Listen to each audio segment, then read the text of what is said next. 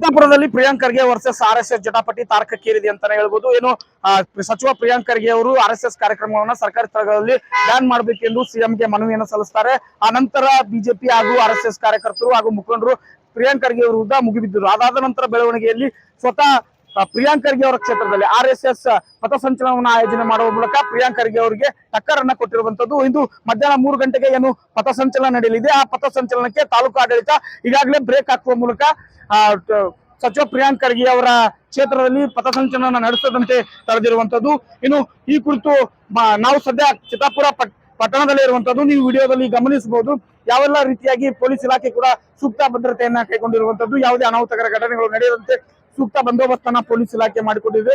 ಏನು ಜಿಲ್ಲಾ ತಾಲೂಕಾಡಳಿತ RSS ಪಥಸಂಚಲನಕ್ಕೆ break ಹಾಕಿದ ಹಿನ್ನೆಲೆ RSS ಕೂಡ ಇದು ಈಗಾಗಲೇ ಹೈಕೋರ್ಟ್ ಮೊರೆಯನ್ನ ಹೋಗಿರುವಂತದ್ದು. ಹೈಕೋರ್ಟ್ ನಲ್ಲಿ ಈಗಾಗಲೇ ಹಿಯರಿಂಗ್ ಕೂಡ ನಡೀತಿರುವಂತದ್ದು. ಯಾವುದೇ ಕಾರಣಕ್ಕೂ ನಾವು ಪಟ್ಟು ಬಿಡುವುದಿಲ್ಲ ಎನ್ನುವುದು RSS ಕೂಡ ಒಂದು ಕಡೆ ನಾವು ಇಂದು ಪಥಸಂಚಲನ ಚಿತ್ತಾಪುರ ಪಟ್ಟಣದಲ್ಲಿ ಮಾಡ್ತೇವೆ ಅನ್ನುವಂತ ಪಣವನ್ನ ತೊಟ್ಟಿರುವಂತದ್ದು. ಇತ್ತ ಸಚಿವ ಪ್ರಿಯಾಂಕ್ ಖರ್ಗೆ ಅವರ ಕ್ಷೇತ್ರದಲ್ಲಿ ತಾಲೂಕಾಡಳಿತ RSSಗೆ ಯಾವುದೇ ಪಥಸಂಚಲನ ನಡೆಸದಂತೆ ನಿರ್ಬಂಧನೆಗಳನ್ನ ಇರುವಂತದ್ದು. 11 ಅಂಶಗಳ ವಿವರಣೆಯನ್ನ ಕೇಳಿ ಈ ಆದೇಶವನ್ನ ಹೊರಡಿಸಿದ್ರು. ಆ ಆದೇಶವನ್ನ RSS ಕೂಡ ಅದಕ್ಕೆ ಸೂಕ್ತ ಉತ್ತರವನ್ನ ಕೂಡ ನೀಡಿತ್ತು. ಆದ್ರೆ ಮಧ್ಯರಾತ್ರಿ 12 ಗಂಟೆಗೆ ತಹಸೀಲ್ದಾರ್ ನಾಗಯ್ಯ ಹಿರೇಮಠ ಅವರು ಯಾವುದೇ ಕಾರಣಕ್ಕೂ ಪಥಸಂಚಲನ ನಡೆಸಲು ಅನುಮತಿ ನೀಡುವುದಿಲ್ಲ ಎಂದು ಆದೇಶವನ್ನ ನೀಡುವಂತದ್ದು. ಪಥಸಂಚಲನ ನಿರಾಕರಿಸಿ ಆದೇಶವನ್ನು ಹೊರಡಿಸಿರುವಂತದ್ದು. ಈ ಹಿನ್ನೆಲೆ ಸಾಕಷ್ಟು ಸಂಚಲನಗಳು ಸದ್ಯ ಮೂಡಿರುವಂತದ್ದು. ಚಿತ್ತಾಪುರದಲ್ಲಿ ಸದ್ಯ ಬಿಗುವಿನ ವಾತಾವರಣ ನಿರ್ಮಾಣವಾಗಿದೆ ಅಂತಾನೆ ಹೇಳ್ಬಹುದು.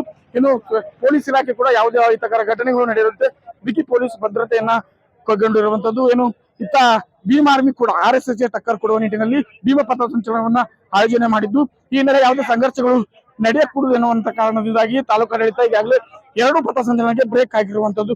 ಇನ್ನು ಸದ್ಯ ಚಿತ್ತಾಪುರದಲ್ಲಿ ಪರಿಸ್ಥಿತಿ ಉಲ್ಬಣಗೊಂಡಿರುವಂತದ್ದು. ಯಾವುದೇ ಅಹಿತಕರ ಘಟನೆಗಳು ನಡೆದಂತೆ ಪೊಲೀಸ್ ಇಲಾಖೆ ಬಿಗಿ ಭದ್ರತೆಯನ್ನು ಕೈಗೊಂಡಿದೆ.